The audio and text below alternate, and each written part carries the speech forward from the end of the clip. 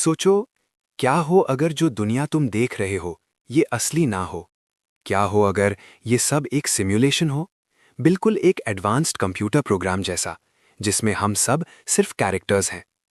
सुनने में साईफाई लगता है, पर सच ये है, साइंस ने अभी तक ये प्रूव भी नहीं किया और ना ही कंप्लीटली रिजेक्ट किया है।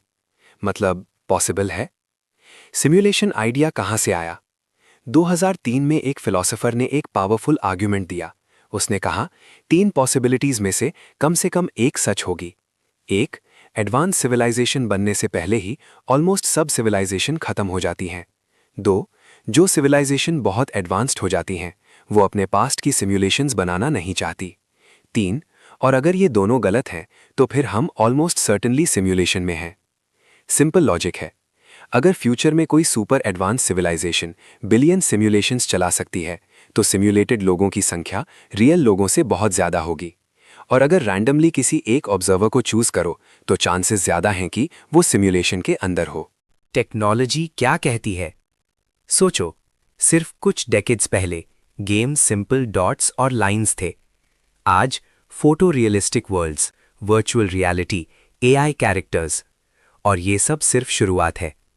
अगर प्रोग्रेस ऐसे ही चलती रही तो फ्यूचर की सिविलाइजेशन के पास इतनी कंप्यूटिंग पावर हो सकती है कि वो पूरी दुनिया सिम्युलेट कर सके। शायद पूरी हिस्ट्री, शायद पूरी यूनिवर्स। और एक और बड़ा आइडिया है, कॉन्शियसनेस सिर्फ ब्रेन का मैटर नहीं बल्कि इंफॉर्मेशन का पैटर्न हो सकता है। अगर ये सच है तो सिलिकॉन में भी माइंड हो सकता है और सिम्युलेटेड माइंड भी रियल एक्सपीरियंस फील कर सकता है। फिजिक्स भी कुछ अजीब हिंट्स देती है। कुछ साइंटिस्ट्स कहते हैं यूनिवर्स का नेचर इंफॉर्मेशन बेस्ड लगता है।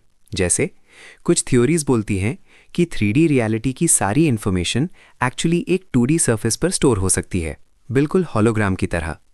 कुछ मैथमेटिकल स्ट्रक्चर्स जो यूनिवर्स को डिस्क्राइब करते हैं वो सेम हैं जो कंप्यूटर्स एरर करेक्शन के लिए यूज करते हैं, जैसे रियलिटी में कोई हिडन डीबगिंग सिस्टम हो। और कुछ रिसर्चर्स का कहना है कि यूनिवर्स इंफॉर्मेशन को ऑप्टिमाइज और कंप्रेस करता है, बिल्कुल कंप्यूटर एल्गोरिथम की तरह।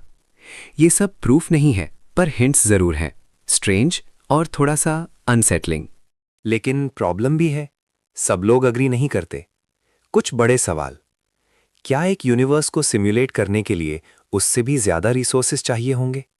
अगर हां, तो सिम्युलेशन इम्पॉसिबल हो सकता है।